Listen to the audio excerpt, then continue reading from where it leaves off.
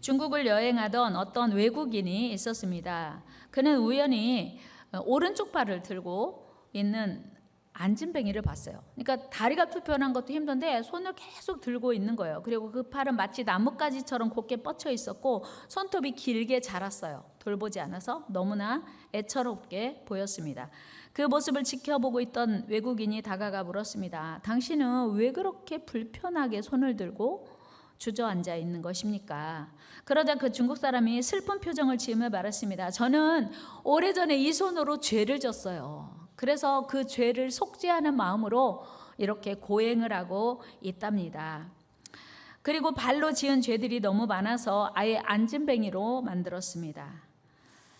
그때 외국인이 다시 물었습니다. 그러면 지금 몇 해 동안이나 이렇게 고행을 하고 있는 것입니까? 그랬더니 지금이 만 12년 차입니다.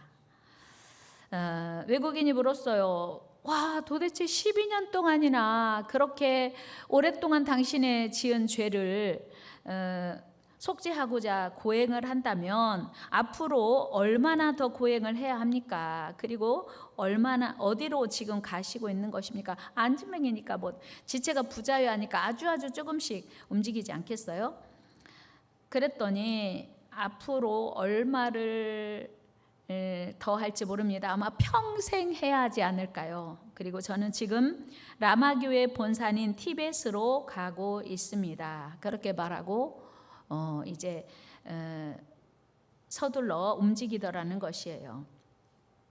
여러분, 평생을 한 손을 든 채로 그리고 앉은 채로 고행을 한다고 해서 죄가 없어질까요? 우리의 죄값을 갚기 위해서 내가 어떤 고행을 한다고 해서 없어지리라고 생각하십니까? 용서받을 수 있습니까? 아니죠. 여러분, 죄는요, 고행을 한다고 해서 용서받을 수 있는 게 아닙니다. 그래서 이 중국 사람의 행동은 참 어리석은 일이고 바보 같은 일입니다.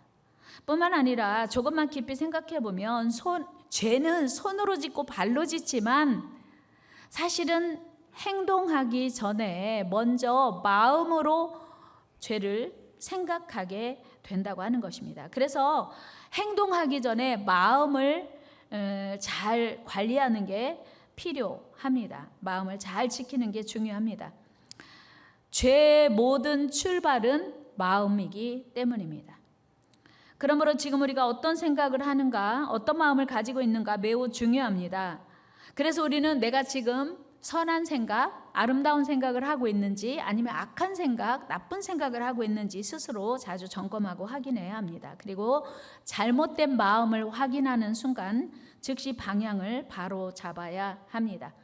오늘 우리의 마음가짐이 우리의 미래, 더 나아가 우리의 일생을 좌우하기 때문이요, 더 나아가 우리의 영혼을 좌우하기 때문입니다. 오늘 본문의 솔로몬은 그의 마음을 하나님에게서 돌리고 하나님에게서 떠났다고 본문은 증언하고 있습니다. 그리고 이 일로 인해서 솔로몬 자신은 물론 그의 나라가 송두리째 고통의 나락으로 떨어지고 혼란과 어려움에 빠지게 됨을 본문은 말하고 있습니다. 여러분, 사실 솔로몬은 다윗의 아들로 다윗의 왕위를 이어서 이스라엘의 왕이 되었죠. 그런데 솔로몬이 다윗의 아들 중에서 특별히 왕이 될 자격이 있거나 왕이 되어야만 하는 당연한 어떤 조건이 있었던 것이 아니에요. 여러분, 혹시 솔로몬 다윗의 아들이 몇 명이었는지 아십니까? 그리고 솔로몬이 다윗의 아들 중에 몇 번째 아들인지 혹시 기억하십니까? 다윗이 헤브론에서 7년 6개월 동안 유다를 다스렸고요. 예루살렘으로 와서 33년 동안 온 이스라엘과 유다를 다스렸습니다. 그런데 다윗이 헤브론에서 낳은 아들들이 6명이에요. 그것도 다 다른 아내들에게서 한 명씩 아들을 6명 낳습니다. 우리 한번 다윗의 아들, 헤브론에서 낳은 아들 6명의 이름을 한번 읽어보도록 하겠습니다. 시작. 다윗이 헤브론에서 아들들을 낳았으되 맏아들은 암논이라. 이스라엘 여인 아히노암의 소생이요 둘째는 길르압이라 갈멜 사람 나발의 아내였던 아비가일의 소생이요 셋째는 압살롬이라 그스왕 달메의 딸 마아가의 아들이요 넷째는 아도니아라 학깃의 아들이요 다섯째는 스바다라 아비달의 아들이요 여섯째는 이드르암이라 다윗의 아내 에글라의 소생이니 이들은 다윗이 헤브론에서 낳은 자들이더라. 아멘. 여섯째 아들 이드르암만 다윗의 아내라고 말하고 나머지는 누구의 아내였던 아니면 누구의 이렇게 다 이름도 다르고 사실은 다윗의 본부인이 아닌 것 같은 느낌으로 6명의 아들을 헤브론에서 낳았습니다. 뿐만 아니고 예루살렘으로 옮겨온 이후에 무려 아들을 11명을 더 낳아요. 그리고 그 중에서 솔로몬이 1번부터 해서 10번째예요. 그러니까 서열로 보나 인품으로 보나 특별한 솔로몬이 이스라엘의 왕이 되어야 할 당연한 이유는 없었어요. 그렇다면 어떻게 솔로몬이 다윗의 뒤를 이어서 이스라엘의 왕이 될 수 있었을까? 그것은 전적인 하나님의 은혜요, 특별한 하나님의 은혜였습니다. 여러분, 솔로몬이 이스라엘의 왕이 된 것이 하나님의 은혜였다면 솔로몬을 하나님께서 이스라엘의 왕으로 세우셨다면 오늘 우리는 어떨까요? 우리가 하나님의 거룩한 자녀가 되고 하나님의 일꾼이 된 것이 내 힘인가? 내 의지인가? 아니면 전적인 하나님의 은혜인가? 저는 전적인 하나님의 은혜라고 믿습니다. 세상에 지구상에 72억의 인구가 살고 있다고 하는데 어떻게 하나님이 우리를 사랑하셔서 그의 자녀로 부르시고 하나님의 일꾼 삼으셨는가? 이것이 전적인 하나님의 은혜요 선물인 줄로 믿습니다. 이처럼 전적인 하나님의 은혜로 이스라엘의 왕이 된 솔로몬은 너무 감사했어요. 하나님, 자격 없는 저에게 이스라엘의 왕이 되게 해주신 거 감사합니다. 어떻게 하나님을 기쁘시게 할까? 일평생 하나님을 기쁘시게 해도 부족하다는 마음으로 하나님께 이제 최선을 다해서 섬겼습니다.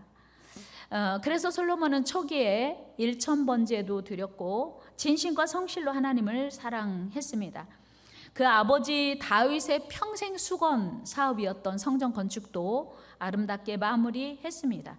이처럼 그는 하나님께 진심이었고 모든 삶의 우선순위였습니다. 뿐만 아니고 그는 하나님께서 맡기신 이스라엘 나라를 바로 세우고 하나님을 기쁘시게 하는 일에 최선을 다했습니다. 하나님께서도 그런 솔로몬에게 엄청난 은혜와 축복을 주셨습니다. 그래서 솔로몬은 주변 나라 사람들에게 이제 많은 부러움을 사게 되었고 주변 나라에 솔로몬이 하나님께서 특별히 지혜를 많이 부어주셨다고 하니까 그 지혜를 확인하려고 많은 사람들이 솔로몬을 찾아왔습니다. 여러분, 사람은요 잘 나갈 때가 중요해요. 잘 될 때가 중요합니다. 형통할 때가 중요해요. 사실 삶이 힘들고 어려울 때는 사람이 교만할 수 없거든요. 늘 겸손해요. 그리고 하나님의 은혜를 갈망합니다. 그런데 솔로몬이 주변 나라 왕들에게 엄청난 칭찬과 존경을 받게 되었고 하나님께서 도대체 어떤 지혜를 주셨길래 솔로몬이 저렇게 지혜로운 나라를 다스릴 수 있을까? 그 지혜를 확인하려고 막 선물을 많이 가져오고 많은 사람들이 칭찬하니까 자기도 모르게 교만해지기 시작했어요. 그리고 그 교만은 하나님과 점점 멀어지는데 일조했습니다.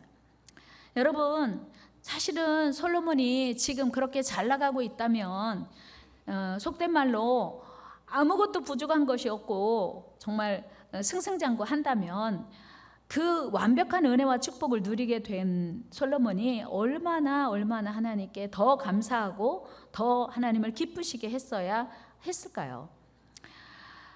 그런데 솔로몬의 마음이 점점 하나님에게서 멀어지는 거예요. 그것을 하나님이 보시고 그냥 두신 게 아니라 하나님은 솔로몬을 진노하셨습니다. 우리 열왕기상 11장 9절 오늘 본문 말씀인데 같이 한번 읽어요. 시작. 솔로몬이 마음을 돌려 이스라엘 하나님 여호와를 떠남으로 여호와께서 그에게 진노하시니라. 여호와께서 일찍이 2번이나 그에게 나타나시고. 아멘. 하나님은요, 우리가 하나님을 멀리할 때 처음에는 두고 보세요. 그런데 점점 하나님을 더 멀리하고 더 이상 가면 안 되겠다 싶으면 하나님이 진노하십니다. 하나님은 사랑이 많으신데 하나님의 사랑이 진노로 나타나기도 합니다. 참으로 안타까운 일이죠. 왜 하나님께서 솔로몬에게 진노를 하겠다고 하셨을까요? 그것은 바로 하나님께서 보호하시는 나라 이스라엘을 솔로몬에게서 하나님이 기대하시고 주셨는데 하나님의 그 사랑과 은혜를 알지 못하고 깨닫지 못하고 점점 하나님을 멀리하니까 그 나라를, 하나님이 주신 나라, 하나님이 맡기신 나라를 뺏기로 작정하신 것입니다. 그래서 그 나라를 둘로 나누었어요. 그래서 북쪽은 이스라엘, 남쪽은 유다라고 그렇게 이제 이름이 달라졌지요. 근데 사실은 북이스라엘은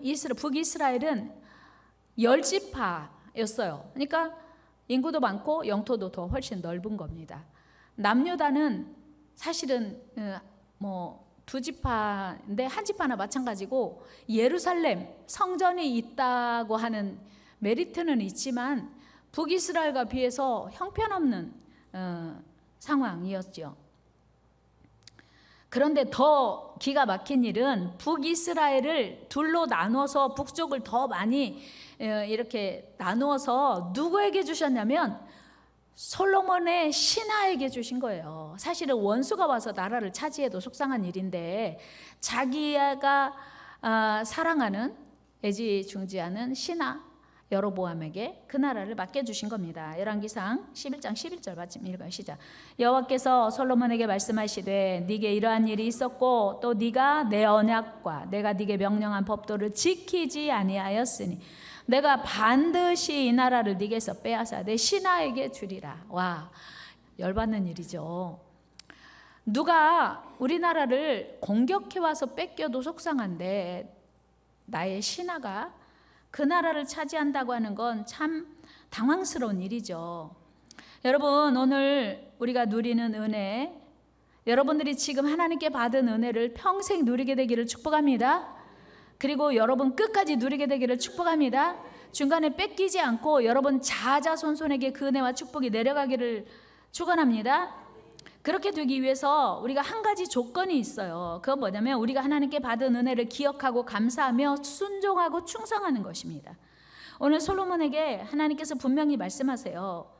너의 변심, 너의 변질된 믿음 때문에 나라가 둘로 나누어질 거야.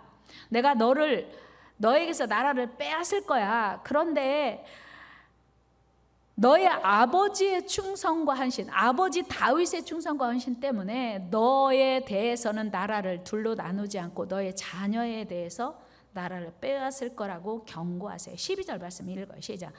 그러나 내 아버지 다윗을 위하여 네 세대에는 이 일을 행하지 아니하고 네 아들의 손에서 빼앗으려니와. 아멘. 보세요. 하나님은요, 다윗의 충성 때문에 솔로몬이 불순종하고 하나님에게서 멀어졌는데 솔로몬 대해서 나라를 나누지 않고 아들에 대해서 나누겠다는 거예요. 그러니까 솔로몬의 불충성 때문에 이제 그 아들 르호보암이 이제 어려움을 당하게 된 거죠. 여러분, 오늘 우리의 믿음과 헌신은 손해 보는 거 아니에요. 목사님, 저는요 날씨가 덥거나 춥거나 늘 순종하고 충성하는데 성도들 보면요 가끔씩 빠지기도 하고 가끔씩 그 충성의 자리에, 헌신의 자리에 같이 안 하기도 하더라고요. 저만 손해 아닌가요? 이런 분들 생각 드실 수 있어요. 저는 열심히 신앙생활을 한다고 하는데 아무개는 보니까 직분은 똑같은데 열심히 하지 않던데요. 여러분, 그러나 하나님 다 알고 계세요.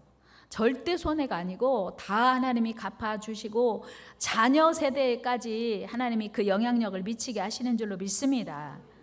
여러분, 솔로몬의 일생을 보면서 우리는 참 많은 아쉬움을 갖게 돼요. 그런데 솔로몬뿐이 아닌 거예요.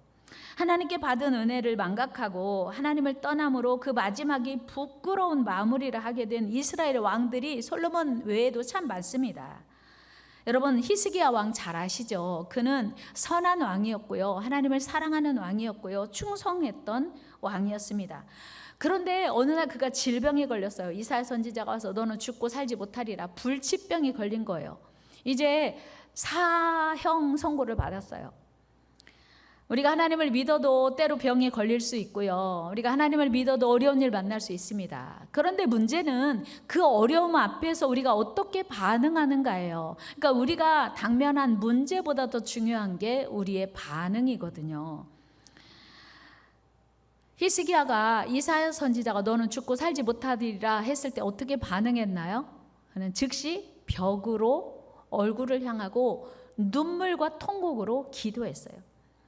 참 멋진 왕이었지요. 믿음이 좋은 왕이었어요.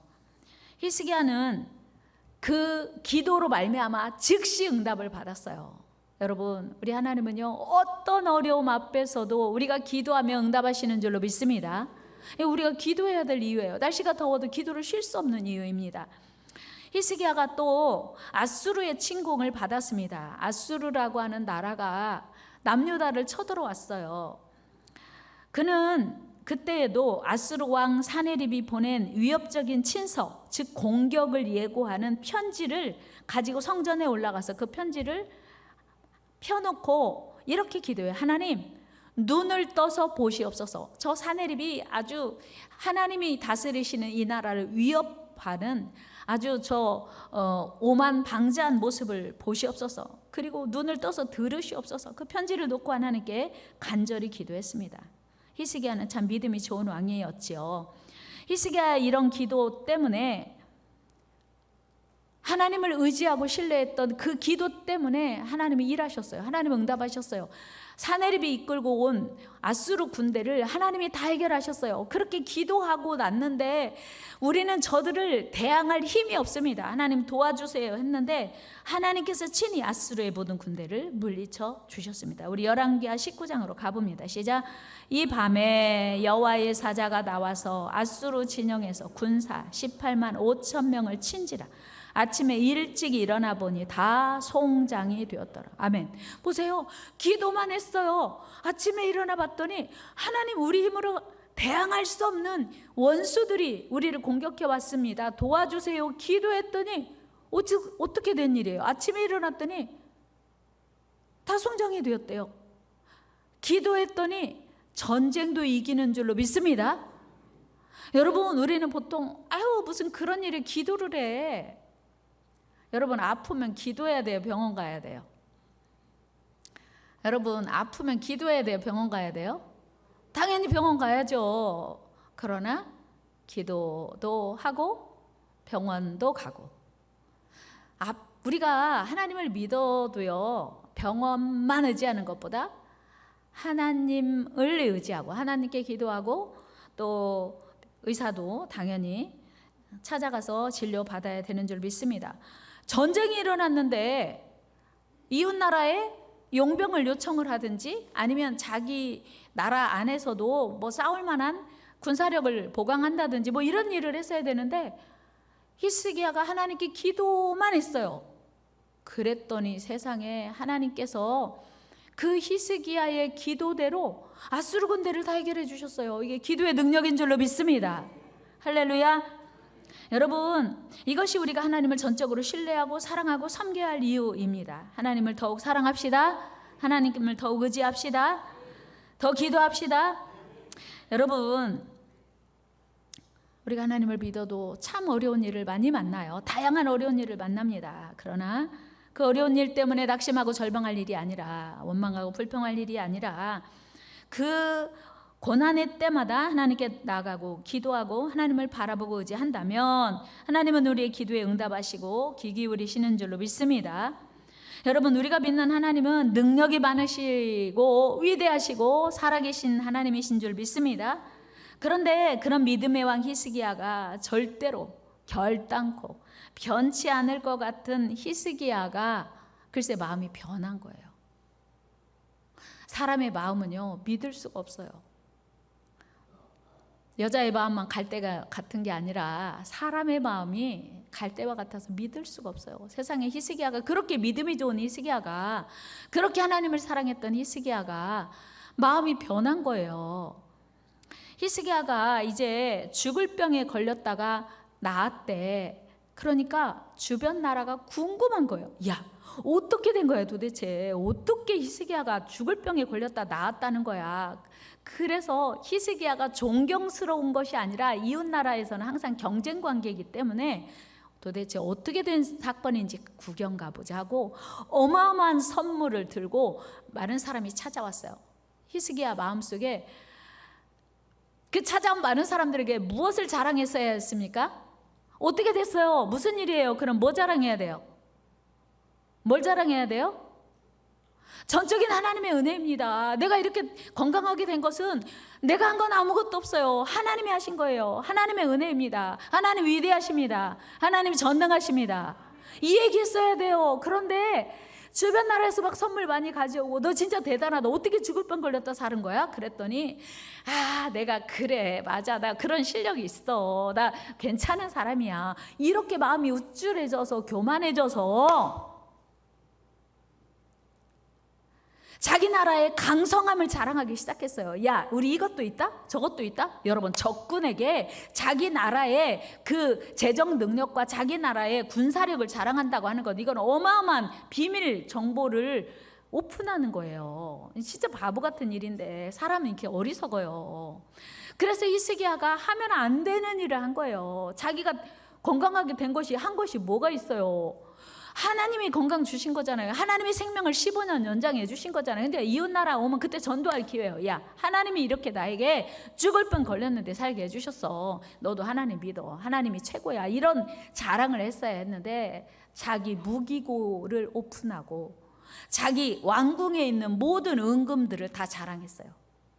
하나님의 괘씸죄에 걸렸나요? 여러분, 하나님을 높이고 하나님을 자랑해야 하는 시간에 우리의 힘과 우리의 능력을 자랑하면 괘씸죄에 걸리는 거예요.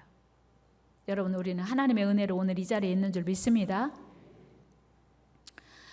하나님이 이사야 선지자를 통해서 이렇게 말씀하세요. 야, 히스기야야, 무엇을 보여줬어? 다 보여줬는데요? 왕궁에 있는 것 다 보여줬어요. 안 보여준 거 없어? 다 보여줬어요. 그래?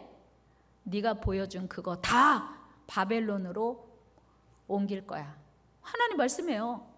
네가 네 거라고 생각하고 자랑하고 많은 사람들에게 뻐기고 교만해서 보여줬던 거 다, 그리고 너의 자손들이 포로로 바벨론으로 끌려갈 거야.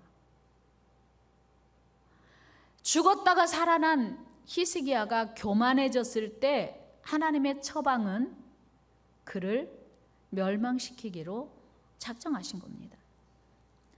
여러분,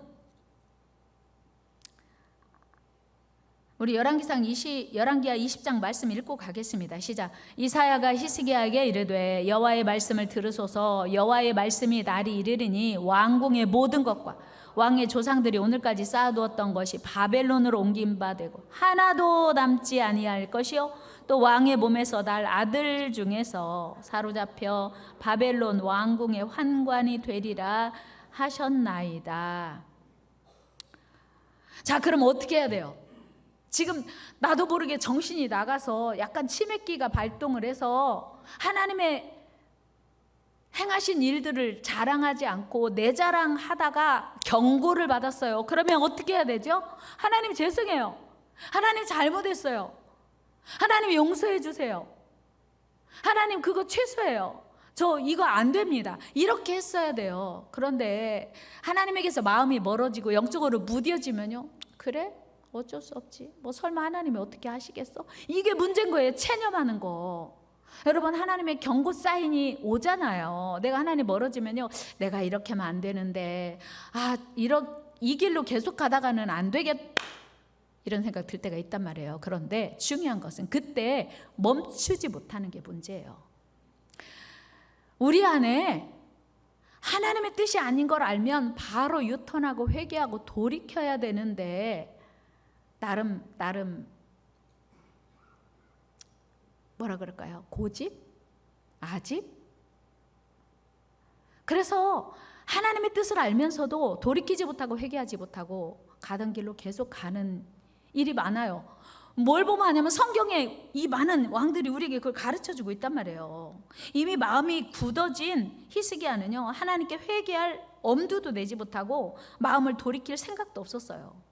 그리고 사실은 그 벽을 향하여 기도했을 때 하나님이 15년 생명을 연장시켜 주셨거든요. 그때까지는 아마 아들이 없었던 것 같아요. 그때 태어난 아들이 누구였냐면 므낫세예요. 므낫세가 히스기야가 죽은 이후에 12살에 이제 므낫세가 왕위에 오릅니다. 히스기야 뒤를 이어서. 그러니까 아마 15년 연장 받은 그 기간 중 3년 차쯤에 므낫세를 낳은 것 같아요. 그랬는데 이 므낫세가 얼마나 악한 왕이었는지 아버지에게 보고 배운 게 없어요. 그러니까 히스기야가 이미 영적으로 하나님의 멀어진 뒤에 아들을 양육했기 때문에 신앙 지도하지 못한 것 같아요. 그래서 므낫세가 아주 북이스라엘의 아합 왕처럼 악한 왕이 되었어요. 그래서 우상 숭배하던 것, 단을 쳐부순 거 다시 세우고 이스라엘 남유다 백성으로 하여금 우상 숭배할 수 있도록 조장했어요. 그래서 남유다의 악한 왕의 대명사가 되었습니다. 열왕기하 21장으로 한번 가봐요. 시작. 므낫세가 여호와 보시기에 악을 행하여 여호와께서 이스라엘 자손 앞에서 쫓아내신 이방 사람의 가증한 일을 따라서 그의 아버지 히스기야가 헐어버린 산당들을 다시 세우며 이스라엘의 왕 아합의 행위를 따라 바알을 위하여 제단을 쌓으며 아세라 목상을 만들며 하늘의 1월 성신을 경배하며 섬기며. 아멘. 여러분, 하나님이 싫어하는 온갖 일을 앞장서서 한 거예요. 여러분, 아버지 히스기야의 믿음이 흔들리고 변질되니까 아들 므낫세조차 믿음이 없는 악한 왕이 된 겁니다. 병들어 죽을 히스기야가 하나님의 은혜로 생명을 다시 얻었으면 얼마나 감사하고 또 감격해야 했겠습니까? 그리고 그때부터는 이제 보너스로 얻은 생명이니, 야, 내가 이제 덤으로 얻은 삶이다. 하나님을 위해서 살자. 하나님 기쁘시게 하며 살자. 하나님께 충성하자 했어야 돼요. 그러나 히스기야는 믿음이 흔들리게 되었던 거예요. 교만하게 되었어요. 여러분, 기도 응답이 되어 평안하게 될 때에도 여전히 겸손하게 신앙생활하는 것이 중요하고 필요해요. 여러분, 지금 평안하십니까? 누가 간절히 기도하냐면요, 지금 여러 가지 문제가 어지럽게 있는 사람이 간절하게 기도합니다. 사람은 어쩔 수 없어요. 평안하고 아무 근심 걱정 없으면요, 기도가요, 하나님 이렇게 돼요. 다급한 일 있으면요, 아버지 아버지 아버지 아버지. 그러나 여러분, 평안할 때가 위기입니다. 그래서 그 김영재 목사님 그런 얘기 하셨더라고요. 지난주에 국민일보에 났는데, 수능 시험 보기 전날 기도회 때 항상 이 말씀 하신대요. 이번에 좋은 성적으로 합격하면 회개하세요. 그리고 불합격하면 감사하십시오. 이상하네. 합격하면 뭐 해야지? 기뻐하고 감사해야지. 불합격하면 회개해야지. 근데 거꾸로예요. 합격하면 뭐 하고? 회개하고. 불합격하면 감사하래요. 왜요? 영적으로 보면 합격하면 기쁨이 아니고 그때부터 교만해질 수 있는, 하나님과 멀어질 수 있는 포인트가 되기 때문에 합격하면 감사하는 게 아니라 회개하라는 거예요. 하나님과 멀어지지 않도록. 그리고 떨어지면 감사라는 거예요. 겸손하게 하나님께 더 나아갈 수 있으니. 얼마나 영적으로 깊은 이야기인지. 여러분, 그러나 솔로몬도 히스기야도 그러지 못했습니다. 므낫세는 하나님이 싫어하는 모든 죄를 앞장서서 저질렀습니다. 히스기야가 무너뜨린 제단 다시 세우고, 그리고 자기 아들들을 불 가운데 지나게 하는 등 하나님 앞에 악행을 저질렀어요. 이 일로 남유다는 하나님 앞에 진노를 받게 되었죠. 열왕기하 23장 말씀 읽어요. 시작. 그러나 여호와께서 유다를 향하여 내리신 그 크게 타오르는 진노를 돌이키지 아니하셨으니 이는 므낫세가 여호와를 경노하게 한 모든 경노 때문이라. 여러분, 죄는 반드시 결과가 있다는 거 아시죠? 여러분, 그래서 우리가 죄를 함부로 생각하면 안 돼요. 쉽게 생각하면 안 돼요. 뭐 그까짓 거 한 번쯤 할 수 있지 천만의 말씀. 죄는 반드시 결과가 있습니다. 그 이후로 므낫세는 하나님의 예언대로 아수르의 공격을 받았고, 므낫세는 쇠사슬에 결박되어 바벨론으로 끌려가고 말았어요. 역대하 33장 11절 시작. 여호와께서 아수르 왕의 군대 지휘관들이 와서 치게 하시매 그들이 므낫세를 사로잡고 쇠사슬로 결박하여 바벨론으로 끌고 간지라. 아멘. 보세요. 하나님이 이사야 선지자를 통해서 히스기야에게 말씀하신 예언이 그 아들 므낫세에 대해서 그대로 이루어진 거예요.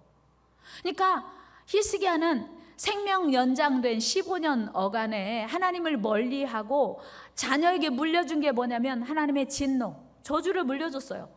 그래서 바벨론으로 쇠사슬에 묶여서 끌려갔네요. 그런데 정말 감사하게 끌려간 뒤에라도 정신을 차린 므낫세가 야, 이러면 안 된다. 기도하자. 그렇게 악한 므낫세가 기도하기 시작한 거예요. 그래서 므낫세의 기도를 들으시고 하나님은요, 그 므낫세에 끌려갔어. 쇠사슬이 끌려간 므낫세를 예루살렘으로 되돌리게 하시고 왕위를 세워주셔요. 말씀을 확인해 봅니다. 시작.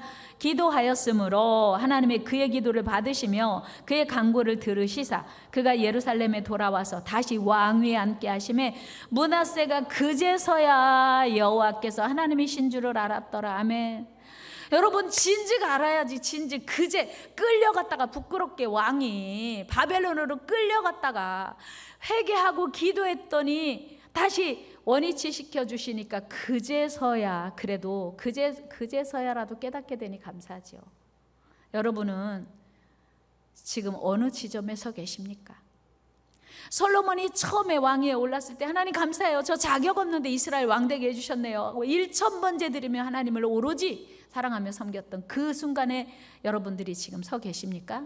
아니면 솔로몬이 하나님의 은혜와 축복 가운데서 아무것도 부족함 없으니까 하나님이 멀어지고 교만해서 하나님께 마음이 떠났을 그 타이밍에 여러분 지금 서 계십니까? 아니면 이사야 선지자를 통해서 아니죠. 솔로몬에게 하나님께서 내가 너의 나라를 둘로 나눌 거야 했던 그 타이밍에 우리가 서 있을 수도 있습니다. 히스기야가 하나님을 전심으로 사랑하고 섬겼던 그 타이밍일 수도 있고, 아니면 중병에 걸려서 너는 죽고 살지 못하리라 그 타이밍에 우리가 서 있을 수도 있어요. 아니면 눈물로 통곡하며 기도했더니 용서해 주시고 생명 15년 연장시켜 주신 바로 그 순간에 우리가 지금 서 있을 수도 있습니다. 다 다른 상황에 우리가 서 있을 수 있어요. 중요한 것은 오늘 우리가 하나님을 향한 어떤 믿음의 자세로 서 있는가 하는 거예요. 여러분, 우리가 어떤 타이밍이어도 하나님께 기도해야 할 이유예요. 므낫세 같은 악한 왕도 기도했더니 하나님이 돌이켜 주셨어요. 바벨론의 포로에서 예루살렘으로 되돌려 주시고 왕위를 다시 그에게 주셨다는 거예요. 기도의 능력이에요. 여러분, 기도의 사람이 되어야 할 이유입니다. 우리 기도합시다. 기도합시다. 하나님 반드시 구하면 주신다 약속하셨으니 너는 내게 부르짖으라. 내가 네게 응답한다고 하셨으니 부르짖고 늘 기도하는 저와 여러분 되기를 축복합니다. 그리고 우리가 아무리 극심한 상황에 비참한 상황에 처해 있다 할지라도 기도하면 생각보다 훨씬 더, 그리고 우리가 생각하지 못하는 회복이 하나님으로부터 오는 줄로 믿습니다. 우리 회개합시다. 항상 겸손합시다. 여러분, 잘 나갈 때가 중요해요. 형통할 때가 더 중요해요. 긴장해야 돼요. 우리 같이 합시다. 잘 나갈 때가 중요합니다. 형통할 때가 중요합니다. 우리 삶에 아무런 문제가 없고 모든 일이 형통할 때에도 우리의 마음이 하나님에게서 멀어지지 않아야 되는 이유예요. 형통할 때에도 아무 문제 없을 때에도 더 겸손히 충성하고 헌신해야 할 때예요. 여러분을 누가 찾는다면 몇 시에 어디에 그 사람은 어디에 있어 라고 하는 그 변함없는 그 사람의 루틴, 아침 6시에, 새벽 6시에, 새벽 5시에 그분은 항상 성전에 있어. 저녁 8시에 그분은 항상 성전에 있어. 뭐 이런 루틴 너무 멋지지 않습니까? 여러분, 우리 삶은 흘러가는 물처럼 언제든지 변할 수 있습니다. 그러나 우리 믿음이 변하면 안 됩니다. 변질되면 안 돼요. 우리는 언제 어느 때나 하나님의 은혜를 기억하고 감사해야 합니다. 그리고 죄를 깨닫는 순간, 내가 잘못된 길로 가고 있다는 순간 회개하고 돌이켜야 합니다. 하나님 앞에서 불순종이 깨달아지는 순간 회개하고 돌이켜야 합니다. 그리고 하나님께 더 가까이 나가야 합니다. 여러분, 평안할 때, 형통할 때 하나님께 나아가는 거 쉬운 일이 아닙니다. 때로는 거추장스럽고 불편해요. 손해보는 것 같을 수도 있습니다. 더 좋은 선택이 많아 보여요. 솔로몬의 마음이 하나님을 떠난 이유, 히스기야가 하나님을 멀리한 이유, 하나님께 망한 이유, 걔 아무 일 없는데 굳이 그렇게까지 해야 되나? 지금 뭐 형통한 상황인데 그렇게까지 해야 돼? 이게 사실은 망하는 지름길로 가는 출발이라는 거죠. 사람은 누구나 실수할 수 있습니다. 잘못된 선택할 수도 있어요. 잘못된 길로 돌아설 수도 있습니다. 그러나 그것을 깨닫는 순간 바로 돌이켜야 돼요. 이것이 회개예요. 회개는 빠를수록 좋습니다. 빠를수록 유익합니다. 제가 8월 15일 날 아산을 처음으로 갔어요. 초행길이라서 이제 내비를 켜고 가는데 전 내비게이션 보고 이렇게 운전하는 게 서툴러요. 잘 못해요. 근데 이제 그 아산 그 시내로 들어서서 내비가 이렇게 가르치고 있었어요. 800m 앞에서 유턴. 그래서 저는 그 800m 뭐 이렇게 잘 그거 가늠이 안 되더라고요. 근데 이제 약속 시간이 다 돼서 계속 신호등이 앞에도 쭉 있어요. 신호가 안 떨어지고 막 8차선 왕복 도로니까 너무 넓은 길이기도 하고, 그래서 이제 유턴하려고 1차선으로 가고 있는데 신호등이 계속 있는 800m가 어느 만큼인지 가늠이 안 되는 거예요. 그때 내비를 봤어야 되는데 한 600m쯤 가서 유턴을 했어요. 돌자마자 내비가 이렇게 말해요. 300m 앞에서 유턴하세요. 뭐라고? 나 방금 유턴했는데 또 유턴하라고? 그럼 뭐예요? 내 길을 잘못 들어선 거예요. 너무 빨리 유턴한 거예요. 그때 제가 어떻게 해야 돼요? 아, 싫어. 나 방금 유턴했으니까 그냥 갈 거야. 직진해야 돼요? 유턴해야 돼요? 유턴해야죠. 그런 말 있잖아요. 남자는 평생 두 여자의 말을 잘 들어야 된대요. 두 여자가 누구예요? 와이프, 아내, 집사람? 아내의 말을 잘 들어야 되고요. 또 하나는 내비의 말을 잘 들어야 된대요. 삶이 편안하대요. 아, 제 속으로 뭐야, 나 방금 유턴했는데 잘못한 거구나. 신호도 오래 떨어지던데. 여러분, 잘못된 길로 들어선 것을 깨닫는 순간 우리는 망설이지 말고 지체하지 말고 빨리 돌이켜야 합니다. 빨리 유턴해야 돼요. 그 길만이 살 길이에요. 시간을 지체할수록 돌아와야 하는 거리가 점점 더 길어지고 목적지와도 점점 더 멀어집니다. 여러분, 그렇다면 우리 인생의 내비게이션은 무엇일까요? 그것은 바로 하나님의 말씀입니다. 하나님의 뜻인 줄로 믿습니다. 여러분, 지금 하나님의 안내를 잘 받고 있습니까? 하나님의 안내가 때로 내 맘에 안 들어요.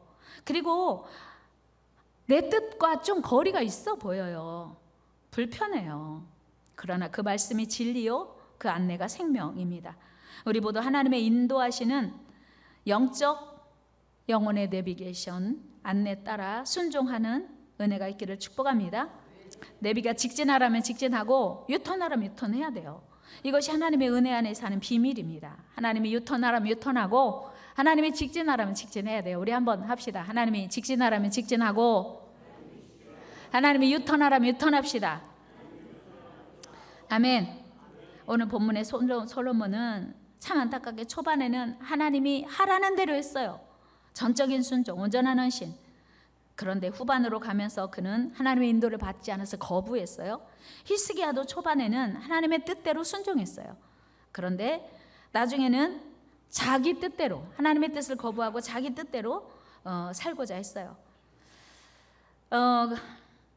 여러분, 그렇다면 오늘 우리가 솔로몬을 본받아야 할까요? 히스기야를 본받아야 할까요? 아니면 므낫세를 본받아야 할까요? 초반에는 순종하고 후반에는 불순종한 삶. 초반에는 불순종했으나 후반에는 순종한 삶. 선택 다 아니에요. 여러분, 일생을 하나님 말씀에 순종한 사람이 있어요. 누구요? 다윗이에요. 다윗은 초반에도 정말 10대 소년 때부터 하나님을 그렇게 사랑했고, 물론 실수하고 범죄한 적이 있습니다. 그러나 즉각적으로 다윗은 회개하고 유턴했어요. 그리고 하나님을 사랑했습니다. 말씀대로 살기를 힘썼어요. 그리고 그의 삶의 결론은 무엇이었냐면 다윗은 늘도록 부하고 존귀를 누리다가 죽음에 그 아들 솔로몬이 대신하여 왕이 되니라. 사랑하는 여러분, 우리 모두 다윗처럼 하나님의 뜻이 아닌 걸 알면, 죄라고 하는 걸 알면 즉시 회개하고 유턴하여 하나님을 기쁘시게 하는, 하나님의 인도 따라 사는 저와 여러분 되기를 주의 이름으로 축원합니다. 기도하겠습니다. 하나님 감사합니다. 오늘 우리가 이 자리에 있는 것이 하나님의 은혜입니다. 하나님의 사랑입니다. 하나님의 축복입니다. 잊지 말게 하시고 하나님을 늘 사랑하며 순종하는 복된 삶 살게 하옵소서. 예수님의 이름으로 기도하옵나이다. 아멘.